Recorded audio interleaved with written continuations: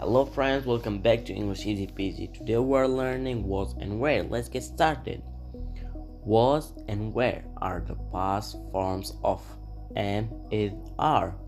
We use them to talk about things that happened yesterday or in the past. We use was with I, he, she, it. I was at school yesterday. He was happy. She was tired. It was sunny. We use were with you, we, they. You were late. We were friends. They were excited.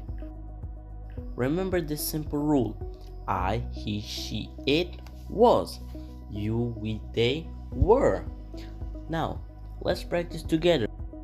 I blank at the park. I was at the park.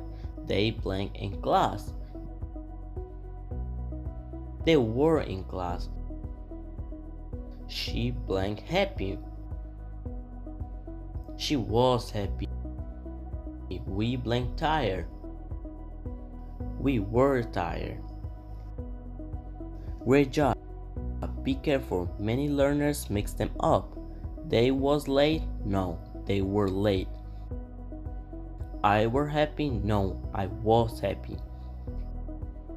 See, was and where are easy once you know the rules. Now write 3 sentences using was or where in the comments. And don't forget to subscribe for more English lessons.